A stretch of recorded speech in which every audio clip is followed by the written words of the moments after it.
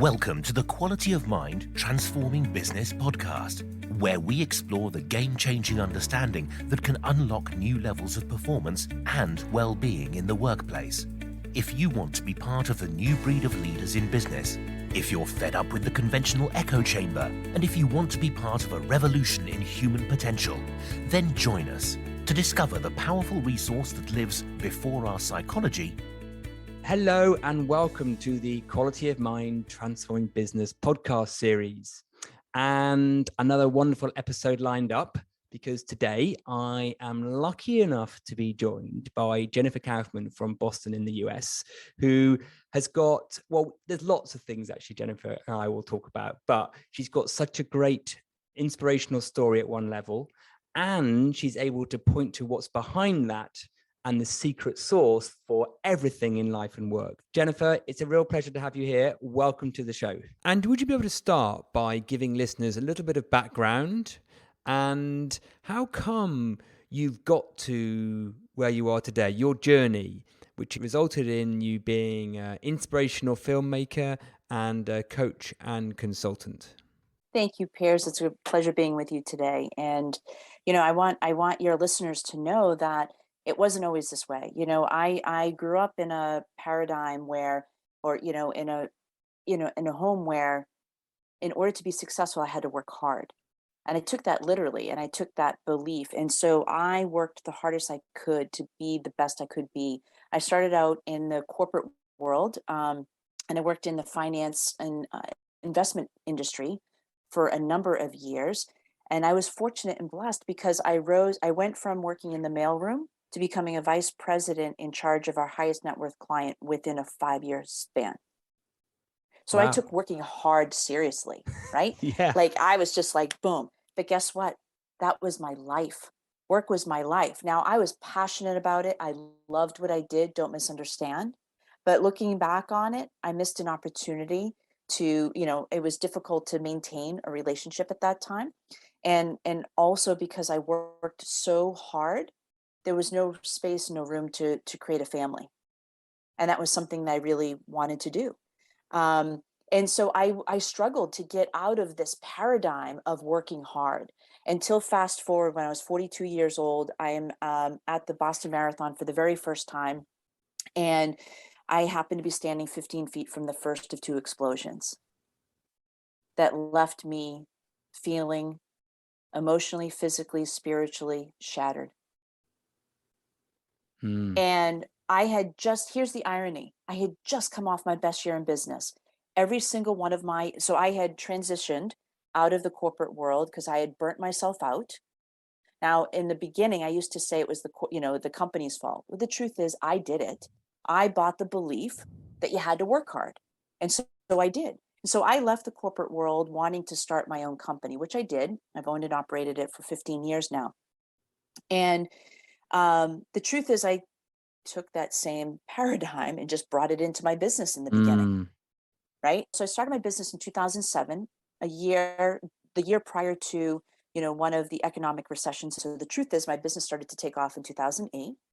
All of my clients at the time either were able to maintain their business or slightly grow. And statistically, it was like, well, that's not possible. But I kept saying to my clients, don't focus on what's going on out there. Focus on what it is you do best, whether it's a product or a service or a combination of things. Focus on what you do best. Focus on empowering your team to bring the best parts of your business forward. And so there's something to that. So I want your listeners to understand this, is that it doesn't matter what is going on. It just so happens that you and I are sitting here today and we're in the midst of a global pandemic. And people are losing jobs, people are losing lives, people are facing, some health issues, people are facing some business critical issues, right? And that is all true. And it's absolutely possible to thrive in these times. But here's what it requires. Here's the secret sauce. Ready? Here's the secret. Ready. I'm ready. We're all ready. Yeah. Okay. It's just going within and doing what feels and resonates with you. Now, for those companies that have teams of people, right, you've got to listen, you know who your star performers are. Why? Because they're just producing, and they're typically people that are enjoyable to be around. You never have to follow up on their work. They're just in their zone of genius, right? And then there are other people in that might be complaining, might be performing at a subpar level. And it's not anything wrong with them. When you've got one musician that's singing out of tune, the whole band kind of Mm. falls off key. But when everybody is in their zone of genius doing what they love to do and it's effortless to some degree, right? Things become harmonious. Things become exponential. And this is where we start to tap into the quantum aspect of doing business. There's no longer this push, there's no longer this pull aspect. As you can see, I'm passionate about this. So, Well, there's so much to unpack in what you've said so far. I don't want to lose the richness of what you're saying. So I'm going to sort of pick on some bits that you've already said, Jennifer, and unpack them. So let's just start on what you said most recently, because there's a lot in that. I love what you're pointing to about when people are in there, what you describe as zone of genius. There's flow, there's harmony, things happen, there's abundance, they find it easy to do stuff. And when they're not, the opposite happens. Now, for my regular listeners, you'll know that when we talk about quality of mind, we often talk about aperture and how it contracts and expands. And, I can easily see the same thing as what you're saying. When you're in the zone of genius, in our language, in a expanded aperture, and vice versa. Now, here's the question a lot of people often have, and I'd love to get your view on this, is what determines whether someone is in that expanded aperture zone of genius or not? Because what I would say is sometimes it can look like it is an external reason, like, oh, the role's wrong, or the business is wrong, or they're not, playing to their competencies or whatever. But often it's not that, right? Because someone in the same role can go from being in flow and not to. So what we really point to in quality of mind is what is actually behind whether they are in their zone of genius or not. So I'd love to get your view on that bit to start with, and there's loads more we can explore after that. absolutely. So there's no one answer here, Piers. In my experience, I've led teams, throughout my corporate career and also in my own business. Here's what I've understand. It's easy to point out when something is off. And I find the very first thing to do is approach the person in a private situation and ask authentically, what is going on? Like, I happen to notice you're not yourself or you're not whatever, and really give them the safe space to speak freely and openly of what's going on. It could be something going on in the home front. It's not that they're not lacking the skills or the aptitude to do it. It could be that there's something going on at home that's, affecting them in the corporate space or in the business space, right? It could be they're just not excited about it anymore. So they've got the skill and the aptitude, but they're just like, yeah, it's just boring. They're looking for another challenge. So it could be that, oh my gosh, they really are outside of their comfort zone and it's a stretch for them to be in the role that they're in and they don't feel comfortable to ask for guidance or ask for mentorship. It can be any one of those things, and frankly it could be more. It could go on and on and on. So for me, it's about connection, it's about relationships, it's about connecting with the people, building trust with them, and saying, okay, what is it, what's going on here? And I happen to notice that you're not thriving in this scenario. What do you think that is? And I turn it into a coaching opportunity, to be honest with you, Piers. What's going on?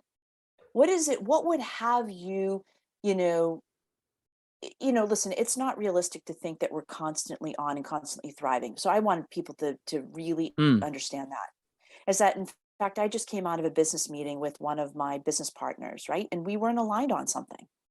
And I basically had to say, listen, great, you seem so excited and energized about that. Run with it. For me, I love the idea. Candidly, I love the idea, but I didn't have the energy or the appetite behind it to put into it. I could feel it was going to be an effort. And I'm like, I'm not interested in expending effort anymore. I actually want to have fun. I want to play. And so I've actually changed, work for me reminds me of the old way of being, Right. working hard to be successful. So I call it play now because for me, it's just more fun and playful, right? Like I want to play with people. I want to connect with like-minded people who are up for helping evolve human consciousness and recognize that we all have the God-given ability to rise and thrive in any situation and to Mm. have those conversations. So I know I took it a little off twist here, but there's not one answer. But here's the deal. Most people will be honest with you if you just give them the opportunity, if they don't feel threatened by you asking them the question. Right. And here's and there's again lots in what you said, but the first thing I want to point to is that when you are connecting with that person and asking them, inquiring as to, hey, how you going? What's going on? Do you feel you're thriving? Do you not? Actually what's going on there from the way I look at it more upstream is it's all about the aperture you're in, right? Because if you came at that conversation from a kind of slightly more, what I would call contracted aperture, they'd be sensing and feeling that. And some of your questions they'd feel are a bit loaded, were maybe a little bit judgmental. They couldn't open up, right? But because you're coming at it, I'm imagining from what you're saying, from that space of openness yourself, just neutral inquiry, that helps someone else get curious with you and they can explore what's going on, right? And that will help their aperture open, and therefore they're going to end up more in flow, right? So it's interesting because this, having been coaching for 20 years, I now see what the secret source of coaching is. It isn't what question you ask or that kind of thing. It isn't the words. I mean, that, it might look like that, but it's where you're coming from and where you're meeting someone else at in your own space, which enables them, right? So that's the point one. I think that's why it works for you when you connect with people, because of where you're coming from, because you're not efforting.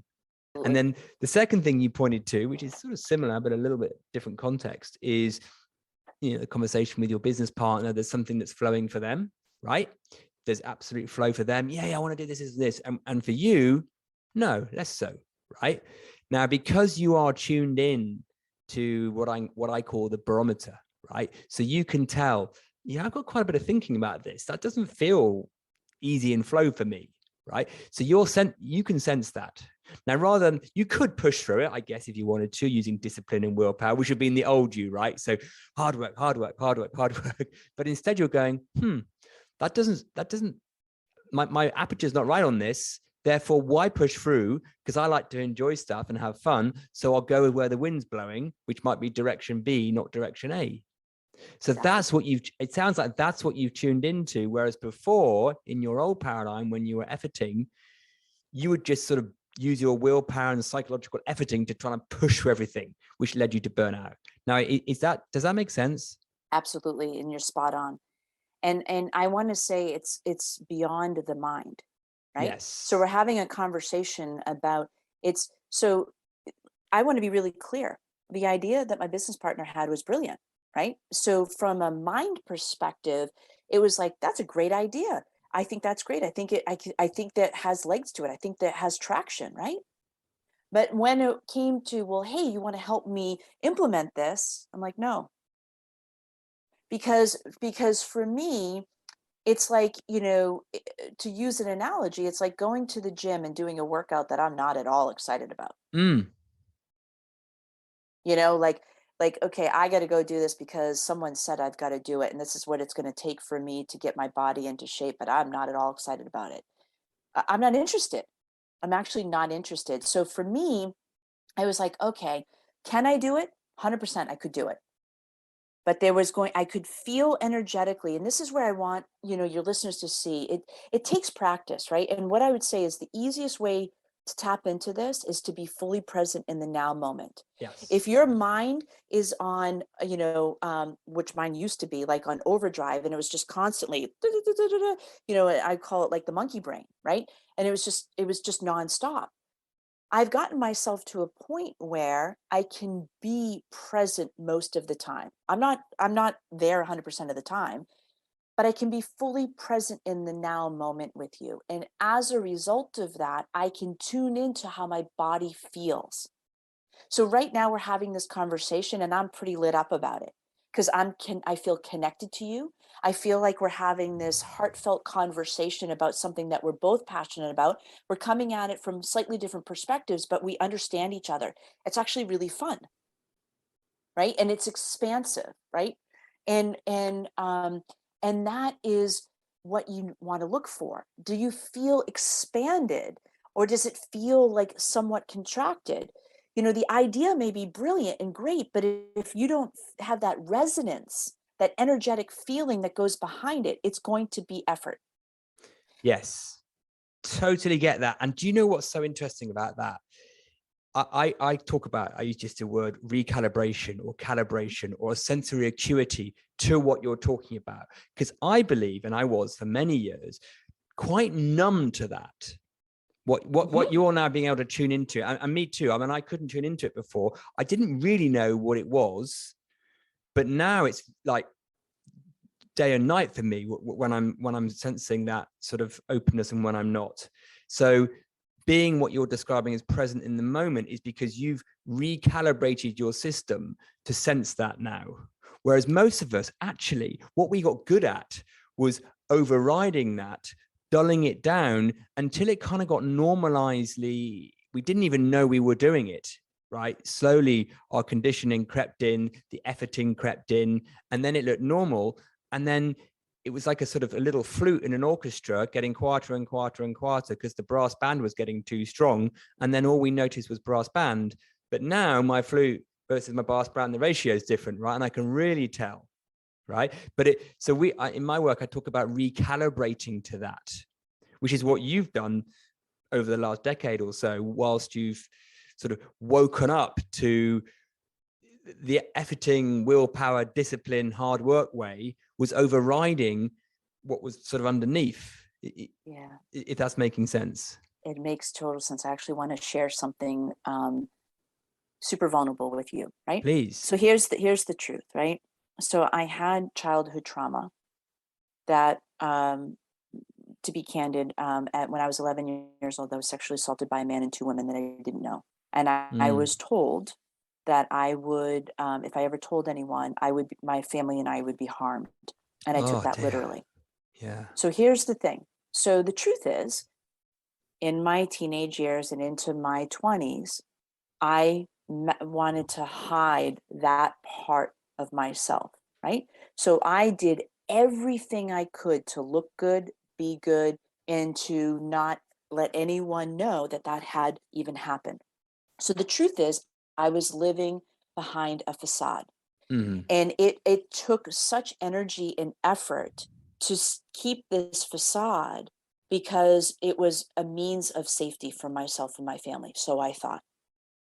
Fast forward, when I was 30 years old, my dad dropped dead in a tragic boating accident 3 days after Christmas. And that was when I was like, what the heck is life really about? I don't understand it. And I kind of went into this deep inquiry about trying to understand it.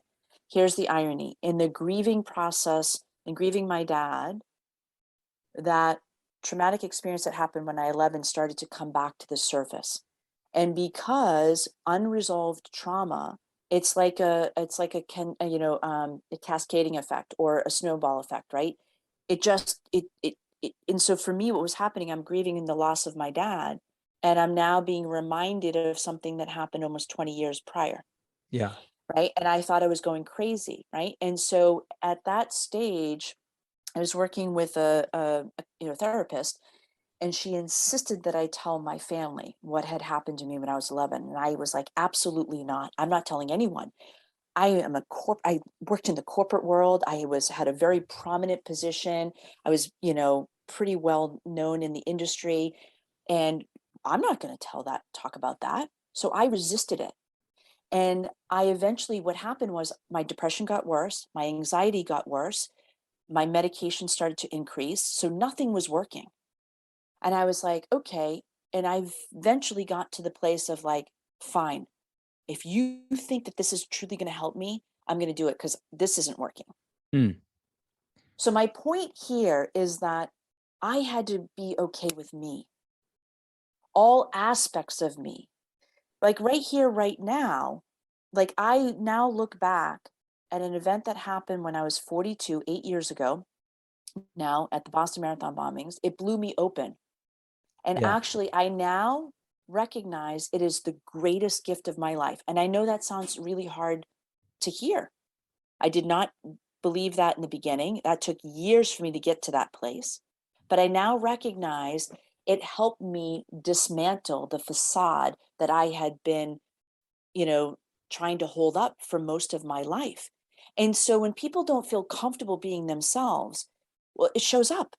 It shows up. And so I want to come at it here is that I'm okay with who I am.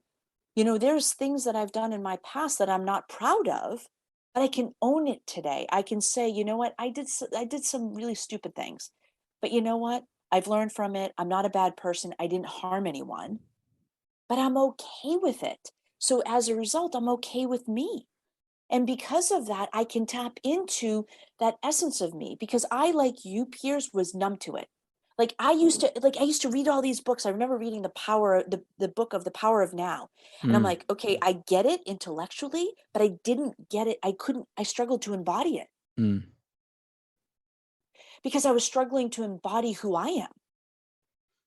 Right. And so it was like, I grew up in a society, I grew up in the States, right? So I grew up in the States where it's like you had to fit this norm. You had to be perfect. You had to excel at everything. And oh my God, if it was a mistake, it was like, so you did everything you could to not make a mistake. But then as I got older, I realized there's valuable lessons in the mistakes.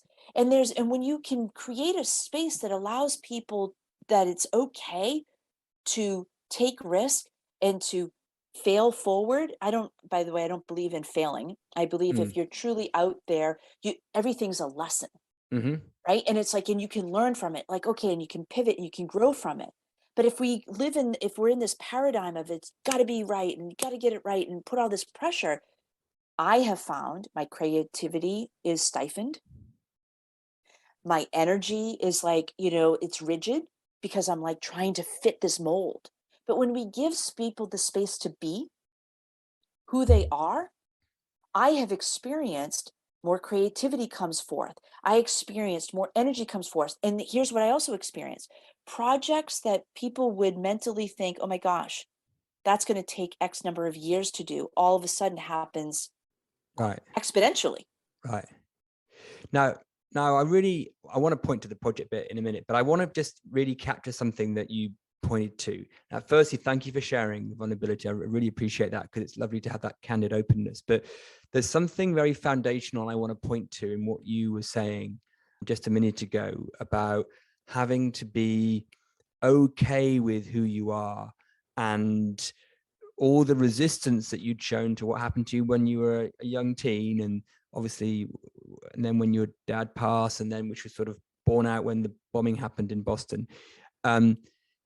There's a very foundational piece to that I think is so rich and important. And for those people who are familiar with quality of mind, it's the self and I piece, right? Because what you said was you need to be okay with yourself. You need to be okay with who you are. Now, to me, the shortcut to that, and it isn't really a shortcut because it's the most natural organic thing, but it might look like a shortcut, is to see that what we are in what we might describe as the self, the Piers, the Jennifer, the whatever, this bunch of conditioning narratives, this avatar of the me, which tiny infants don't have, right? They don't have a sense of self. They are just they are just the universe, right? That is not really what we are anyway, right? We are the thing before that. We are the thing that is aware of the Piers or the Jennifer, right? Now, once we realize, not know, but realize that, coming to terms with the Piers or the Jennifer or the personality or the character or the avatar, which has had all these things happen to it, some might be lovely and some might be less lovely, as you've described, is so much easier because you realize it wasn't you anyway, and it didn't damage you. It just happened to the avatar. Absolutely. Right. So your story so beautifully shows that. Now, like many people, that took quite a few years for you to realize, but you have, which is lovely. And you can just see it in your face. You know, if people, we're on a podcast here, so you can't see this, listeners, but I can, right? It's obvious that you're there, right? Now, what I try and point to in my work is you don't have to go via all the trauma and the long way around. If you see what we are, it's available for all and everyone, regardless of what's happened in the game of life. 100%. That's the point why I created the film and why Yeah. I'm out speaking.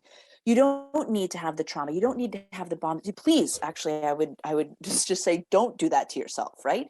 But it's like, but when we can really it's exactly that, is to recognize, and it's really getting out of the ego, right? To use those terms is to get out of the ego and recognize that we all come from a source, right? And we're not bad and wrong, good or right.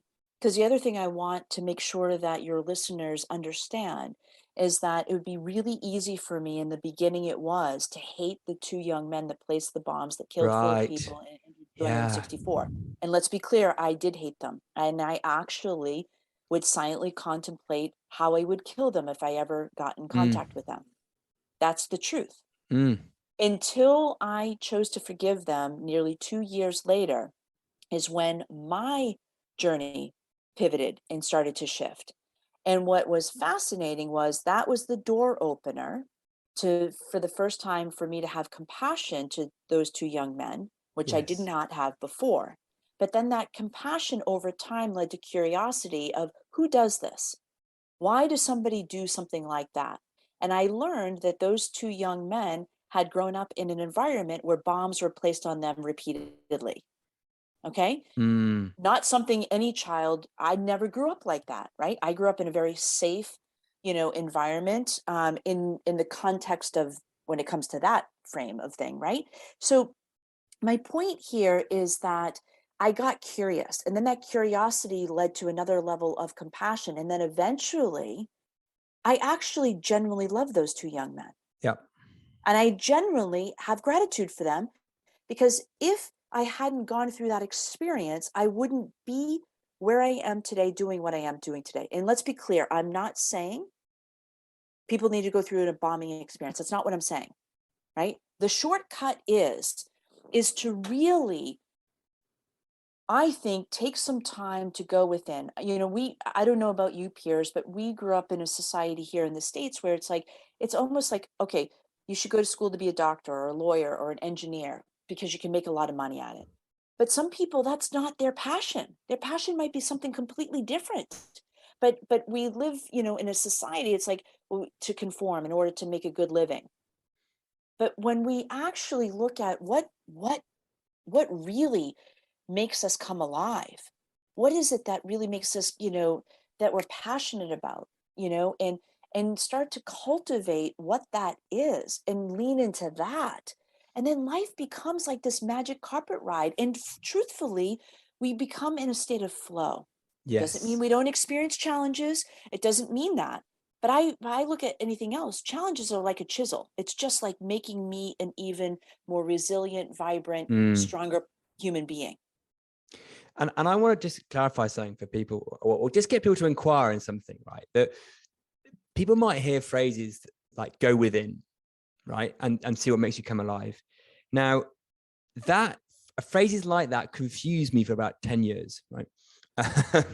Because what I thought that meant was go into my psychological self and conditioning, dig around until I find my mission and purpose, right? To such an extent, as a coach, I used to help people do that, find out, what their mission and purpose is, their calling is, because I knew, and I'd seen it, that when people are in sync with their calling, whoosh, they're in flow. So it was a reverse engineering process that followed logic. Go if you find it. Now I realize that what go within means doesn't mean that, right? That is a symptom of what oozes out the other end, right? An emergence of, oh, I think I know what I love doing. It's X or Y. But actually, you almost need to go the other way, which is and you hinted at this, you need to go before the self, before the psychological self, right? You need to go to what we are truly, which is not the ego, the avatar, the alter that is me or Jennifer, but to the nothingness of infinite consciousness, if you like, to use a technical term, because from that, out of that, phoenixes an obviousness of what you love doing and flow.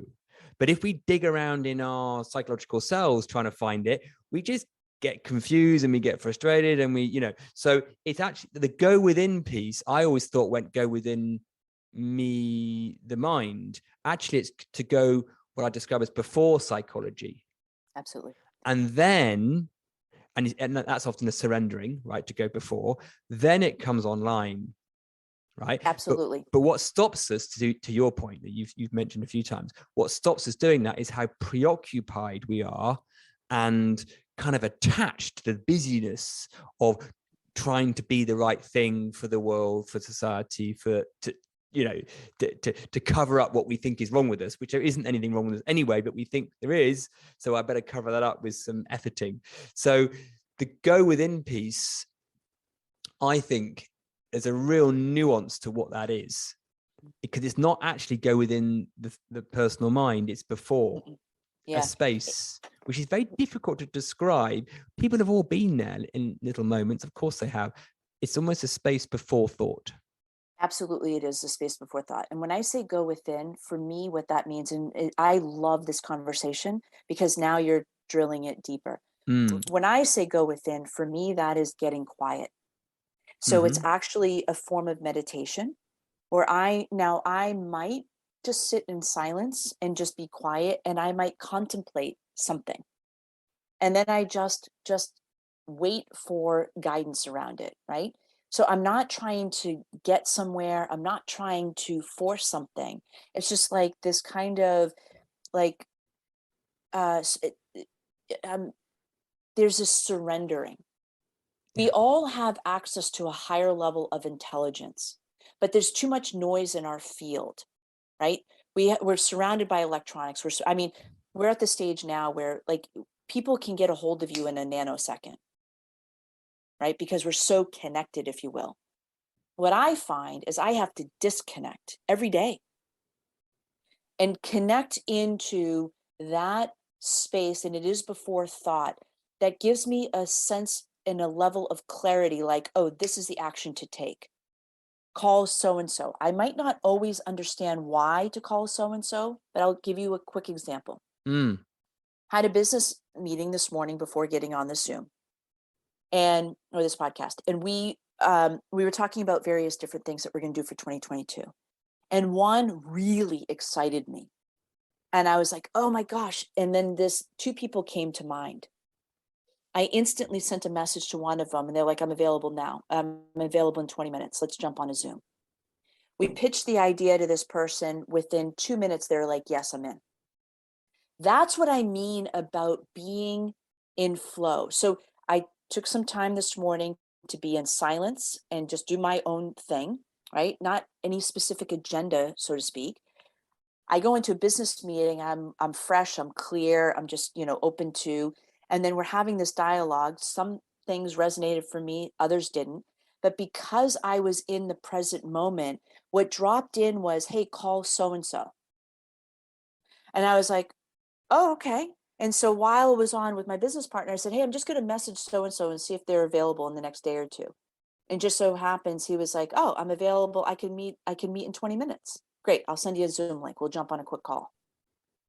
Because it's like connecting into a frequency, so this is hard to actually describe. I get these images, Piers, and I know that you do too, but sometimes it's hard to articulate because our mind isn't meant to get it. It's like when you turn on a radio dial and you're tuned in and you can hear things crystal clear. That's what we're talking about here, is like getting into that resonance, getting into that cadence, if you will. And for me, honestly, Piers, it took me slowing down, and it took me coming to a place of less is more. Yes. Not all of this, like, oh my gosh, we got to do 50 things next year. No, we don't. Pick one or two. I'm not interested in working hard anymore. So it's like you might have these really great ideas, and you might have, especially, with corporations and businesses, right? You're not short on ideas. But at the end of the day, what is the one or two things that are really next level that you can get behind that like light you up? And for me, this one aspect of the business meeting I was lit up about. And guess what? We have eight eight meetings lined up in the next 48 hours. Now I'm knowing I'm into something. I have tapped into something, and people are now tapped into that as well. And I don't know where it's going, but I took the breadcrumbs. We talked about this earlier. I took like, and it, like Yeah. my mind was like, now what? There's a couple people that came to mind that I was like, really them? I don't understand why, but I just learned to trust that. I don't know where it's going. Just reach out to them. Okay, I reached out to them. I now have them on my schedule. And it's such an interesting thing, because business is told to be very logical, linear, process driven. And what we're pointing to is something that is not that, right? It's almost a vertical thing that drops into a horizontal process. It's an Absolutely. impersonal that comes in. It's non-linear. And it feels different because it has a resonance to it, has the wind behind your sails. There's an obviousness to things, but there's no necessarily rational, logical, analytical reason why you should be calling that person, why this project over that person. But when you tune in, whoosh, off you go. And absolutely right. What gets in the way of it, which is so comical when you see how businesses are set up, because they are so getting in the way of it, is spaciousness, right? To see it. And I believe the way I would describe it is, in any moment that we are seeing that what is appearing on the screen of perception, i.e. reality, is just a little shortcut phrase here, real but not true, right? So it's just emerging through, and we're not so self-identified and attached to the content of our reality. We are more open for that frequency to come through. When we're really self-identified and attached to our reality, like you were earlier with some of the things that you were resisting in your past, there's no spaciousness. There's no, you're just in the self, in the conditioning. Now, when you allow yourself to go to that space before thought, which we get to from seeing that the world is real but not true, you're operating at a different level. Now, if businesses recognize this, they would be so much more effective. They wouldn't run around like headless chickens like a lot of them do. It would be easy, right? But people have been brought up to think easy's wrong, because easy's got a bad rep, right? Or, well, I'm just going to have a couple of hours this morning just to see what turns up to me. If you said that to, in an organization, yeah, this morning I'm just going to have a couple of hours off meeting just to see what turns up. People would go, well, that just sounds like you're being lazy, right? And funny, here's a funny thing. You might have spotted this with the corporate culture. Some organizations sort of get a sense of this, so then they make a process out of having a couple of hours off. Right, which totally misses the point, because it's not the time per se, it's the space that you're in, not the time. So you could give someone 2 hours off, go and have some creative ideas in 2 hours, because they're not in the right space aperture. That's just 2 hours of nothing happening, really. Exactly. So Exactly. they try and processify something it can't be. Yeah. Yeah, they're trying to manufacture something. It's like, no, that's not how it works. Yeah. It's just, it's not how it works. And I want to actually point to something else, right? So, we've been taught to have this mindfulness, right? And I want to just speak to something, right? So my rational mind, so I had a few people that dropped in when I was having this business conversation. A couple made sense, and a couple made no sense to me. I'm like, I don't get where this is going. Now, my rational brain was like, nah, I'm not going to reach out to them. Nah, but I intuitively got 4 people's names. 2, hands down, I knew. The other 2, I didn't know where. And I was just like, okay, I'm not going to analyze this. I'm not going to sit there and go, yeah, but I don't think they're ready and it's right time, because that's where my mind wanted to go. So I had to rein it back in and go, okay, no, I got those 4 names for a reason. All I need to do is take action and reach out to those 4 people. And that's what I did. 3 of them have responded back. Meetings have already been scheduled. 1 probably has messaged me back at this point. because there's something in the vibrational frequency, right? And there's, and here's the deal. If we have an analysis paralysis and we allow ourselves to go through that mind twirl for too long, that very valid opportunity that might have dropped in a little while back could actually dry up, and often does. Right? It's just like being in that now moment, and heeding what comes through. And the opposite is true. Like there's some times when, again, very, very corporate driven, like deadlines. You got to make sure that you've got something done in deadline. And sometimes that works and sometimes it doesn't work, right? Again, it's like, when I am pressured to a deadline, I feel some constriction in my body. And it's like, oh my gosh, I have to produce something, right? I've got this deadline and I've got to get it done. Classic example, the making of this film. We were told by all of the so-called experts in the film industry that this documentary would take 18 or more months to create. I intuitively knew we could do it in 6. I did not know how we would do it in 6, to be clear, but I intuitively knew we would do it in 6. So I had to be with the noise from all the experts that have been in the field for 20, 30 years. Some of them were on my team. It's not possible. And I said, yep, I got it. All I need you to do is bring your genius to the table and do what you do best. I'll worry about the schedule. I'll worry about the timeline. Don't worry about it. But I'm letting you know we're not taking 18 months to do it. If we get it done in 6, great. But I kept it in this like kind of this loose, tight kind of context, if you will. So I wasn't like, this has to happen there. I wasn't rigid. But I also wasn't, no, having the space, right? So there's this other piece here, right? So, my gosh, we could just go on and on and on. But I just want to focus on one bit, because I think that's a really key bit, right? That loose, tight bit that you described as loose, tight, right? Now, what I heard in that was the tightness in that was, well, just because it takes 18 months doesn't mean we're going to have to take 18 months. But the looseness was, you weren't going, we will do it like this and we will definitely, there was an openness to see if you could do it in 6 months, not 18, right? But there's a loose tightness around that, because it wasn't like going, well, if we don't do it in 6 months, we're failures. And I don't know, this just occurred to me, and you may not have seen this movie on Netflix, but have you seen 14 Peaks? I have not. Right. So is this a spoiler alert? I don't know. But basically, it's a guy who does the 14 highest mountains in the world, all over 8,000 meters, right? And there's 14 of them. And the quickest person before took a couple of years, and he did it in 6 months. That's amazing. Right? Which is amazing, because there's a lot of climbing to do and preparations. Now, I think the way I saw that movie had the loose tight thing going on. So he was totally open to doing it in 6 months, right? Which everyone was going, no, you can't, it doesn't work. But also he was like, well, if we don't do it, we don't do it, kind of thing, right? But it didn't sound like he was nonchalant. It was just like, well, I'm just going to do the very, very best I can. He just had a sense he could do it. He literally ran at Mount Everest, it looked like, right? He was laughing around. People had been caught in avalanches. No, he wasn't laughing at that, but he had just a lightness to him about risk.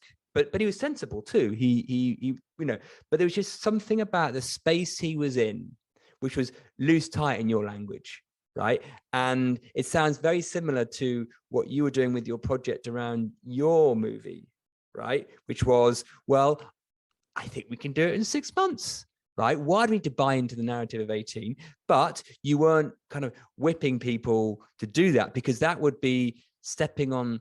There's a lovely metaphor one of my mentors, Michael Niels, uses. He says that if you imagine a garden hose, a yard hose, and you step on it, right, it stops the flow. And that's what pressure does. It actually stops flow. But we think applying pressure increases flow. Well, no, it increases hard work and efforting, but it doesn't actually increase flow. It's like stepping on the hose. So and all I had to do was listen to their concern and listen to I didn't say, I didn't create the conflict either. I didn't say, yes, we can. I didn't get into this bantering Yeah. back and forth, right? I just said, I hear you. I hear you. And I said, the schedule and the budget is my concern. I will take that. I'm just putting it out there that I feel we can do this in 6 months, and we either will or we won't. I'm Yeah. just asking you to do your part, which is what you've been brought in to do is do your zone of genius. And then, and it was just like, and then what was fascinating was people in the group were blown away by their own limiting beliefs that they were able to rise up from them. Because all I did was I didn't say that's not true. I didn't invalidate them. I Yeah. validated their concerns. I Yeah. genuinely listened to them, even though I had a different opinion. I didn't sit there and tote mine was better than theirs, or I didn't do any of that. All I did was listen, and I validated their concern. Got it. I heard you. Okay, now let's go to the task at hand. And I think for listeners, and that there's a golden thread between what we're talking about here and the golden thread of this piece is in when we're talking about these projects, it's your relationship to the self, right, on this. So remember what we said earlier, that when you resist and self-identify and buy into the self's narrative, that's what causes suffering and lack of flow and contracted aperture. When you are just with it, okay with it, just seeing what it is, not buying into it, recognizing it, but not buying into it, that creates a very different space, because you're not getting stuck in the self's narrative, believing that's how things are. It's not real and true. It's real for people when they say, oh, we can't do this in 6 months. That's real. It's not true, right? It's real. But what you're not saying to them is, oh, you're an idiot for thinking it takes 18. You're just being with it and going, okay, that's how you see it. That's how you see it. But again, the less if you try and fight it, you'll give it more resistance, which means it persists. So the golden thread is, again, seeing the role of this personal self-mind and these real but never true narratives it creates. And when that gets out of the way, woohoo, flow happens. The breadcrumbs start to appear with more and more obviousness, and you get extraordinary results, and you go from surviving to thriving and beyond, and you get wonderful output like the movie that you've created, which I'd recommend. We'll put it in the show notes that anyone has a look at. And the fact you did it in 6 months, even better, right? So it just shows what happens when you're not tied into this, these narratives about what we are. It's just fascinating to see. And it's a beautiful, beautiful example of it, Jennifer. And I want to share one other thing. Not only did we do it in 6 months, we did it with a third of what the budget we were told it would take to do. Right. Because we got very creative in how we did things. We had an intention. I had a vision and I had an intention, but I wasn't attached to how it was going to look and play out. And that's the key here, is that Yes. I had a cinematographer I absolutely wanted to work with on the entire project. We were scheduled to go to Sedona. 1 week prior, he messages me and he's like, I can't go. I had a family emergency. I can't go. And now I'm like, I've got other crew going. I've got investors in the project coming. We've got everything. We've got permits lined up to do the filming. It's a big deal. Now what? And I literally was like, oh my gosh, do I need to cancel? But I intuitively got, no, you're going to keep, or like, who is going to do this? This is just not, I wasn't looking for just any cinematographer. It had to be someone that could bring forth the message that we were looking to bring forth. And I didn't know anyone that was available on that short notice. So I had to surrender, which took me a little bit to do, because I went into freak out mode, to be candid. You know, and then I had to just surrender. And then I went back to, my cinematographer, who I absolutely love, and said, can you help me find someone else who can do this? He said, absolutely. So between the two of us, we ended up finding, now what are the chances of this?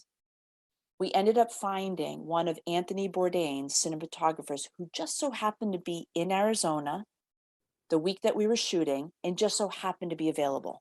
Wow, there you go. Synchronicity. Yeah. But that wouldn't have happened if I allowed my fear, which I legitimately had, and my panic was like, now what do I do? because then I went into a constricted space and all I could think of was I need to reschedule. But that is such a big deal. There's time involved, there's money involved. Like we would have had to redo permitting, it would have blown everything. But instead, I just had to go back into this place of silence and just take a step back and surrender and allow other um, other things to come to the surface, these breadcrumbs, as you call them, to come to the surface and take action there, even though my logical mind couldn't see how I was going to make that happen. And that's such a great example, isn't it? Because you knew intuitively at one level that space, the space for thought, that whatever we want to call it, right? You don't know what it's going to come up with, right? You don't know what it's going to come up with, but you now have a knowing reliance on what that space can produce. We never know what it's going to do in content, but we know what it's what what's we've got going for us, right? Rather than going into your busy conceptual mind trying to find solution after solution after solution, go to not knowing, and the corporate world is so bad at this. It loves to know. It wants to know, right? Now, what we're saying is point to not knowing. Go before psychology, go before self, go to space for thought and see what arises. And you were lucky enough to know that. And then guess what happened? You got an amazing cinematographer and off you went. And I think, as a symptom of that also, the way I would describe it is something you said a little bit before. You said, and I put it in this language, is that you were committed and focused in making this project happen, but you weren't what I would call attached or invested emotionally in that. You weren't going, oh, if this doesn't happen in 6 months, I'm a failure, I'm a rubbish. You didn't have an ego attachment to it. You were committed and focused, but you didn't have any ego in it, right? And that allows you then to go back to the surrender space, that space of emergence where they're not knowing, where things just pop through.